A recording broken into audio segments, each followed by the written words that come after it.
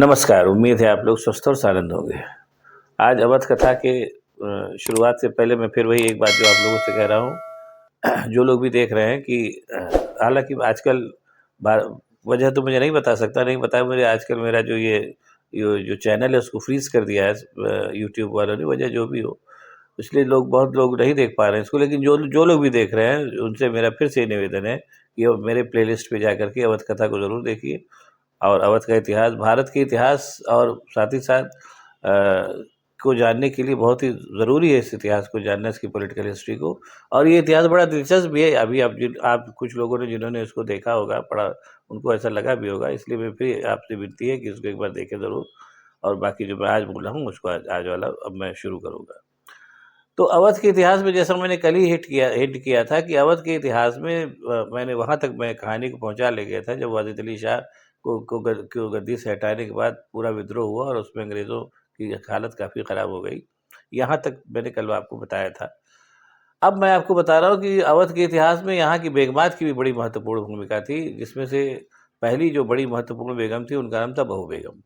बहू बेगम जो थी वो जो नवाब शुजा-उद-दौला थे, तीसरे नवाब, उनकी पत्नी थी।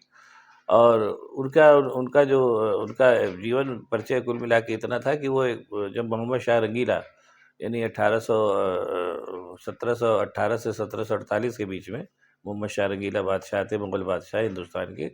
उनकी वो पालित पुत्री थी। और जब शुजा-उद-दौला के जो पिताजी थे नवाब सफदरजंग का दिल्ली दरबार में ऊँचा होता था, उनके लड़के शुजा-उद-दौला के साथ बहू बेगम की क्या नाम है शादी मोहम्मद शाह रंगीला ने कराई। और वो शादी उस समय की हुई बहुत खर्चीली शादियों में से थी, जिसमें से उस ज़माने में, सस्ती ज़माने में करोड़ों रुपए खर्च हुए और वो पूरा करोड़ों रुपए का दहेज लेकर के बहू बेगम जो थी फैज़ाबाद आईं। अपने उस पैसे की वजह से और जो जागीर में उनको हिस्सा मिला उसके चलते बहू बेगम ने एक बहुत ही लंबा और क्या नाम है ऐश्वर्यशाली जीवन जिया। और एक तरीके से उनके जो लड़के थे नवाब वास्कोदौला, जब वास्कोदौला अपनी राजधानी फैज़ाबाद से लेकर के लखनऊ आ गए, तो एक तरीके से लखनऊ की बेताज बादशाह बहू बेगम ही रही, जिन्होंने जैसे मैंने बताया कि बहुत लंबा और बहुत ही खर्चीला जीवन और ऐश्वर्यपूर्ण जीवन फैज़ाबाद में जिया। बहू बेगम के साथ ये भी थी कि वो राजनीति की बड़ी माहिर और लेकिन साथ ही साथ बड़ी उदार महिला थी। और तमाम मौक़ों पर जब ज़रूरत हुई नवाबों को, तो उन्होंने उनकी बड़ी मदद की। जैसे शुजा-उद-दौला बक्सर की लड़ाई हारे, तो 1764 में, तो बक्सर की लड़ाई में अंग्रेज़ों ने जो उनसे क्या नाम है तावान मतलब हर्जाना वसूला, लाखों रुपए उस ज़माने में बड़ी रकम होती थी।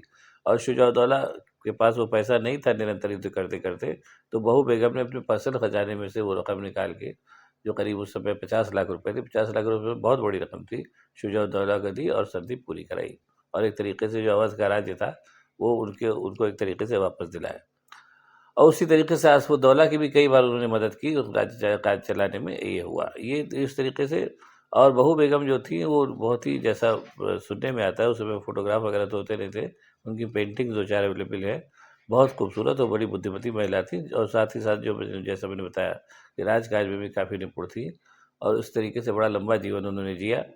हाँ, एक मामले में उनका थोड़ा-सा जिसको कहना चाहिए महिला उचित स्वभाव था कि शुजा-उद-दौला की कई रानियाँ थीं, जैसा उस ज़माने में चलन था। लेकिन बाकी जो रानियाँ थीं बहू बेगम ने उनको सब कुछ, क्योंकि पट रानी वही थी, इसलिए बाकी रानियों के साथ उनका व्यवहार जो था बहुत ही अच्छा और उदारतापूर्ण नहीं होता था। वो जलन जैसा ही था, लेकिन बहरहाल जो भी था वो था।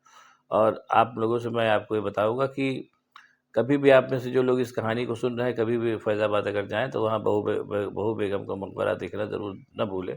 बहू बेगम का मकबरा फैज़ाबाद में बहुत ही शानदार और बहुत ही बड़ा और बड़ा ही खूबसूरत बना हुआ है। उसको जब भी आप कभी जाइए देखिए।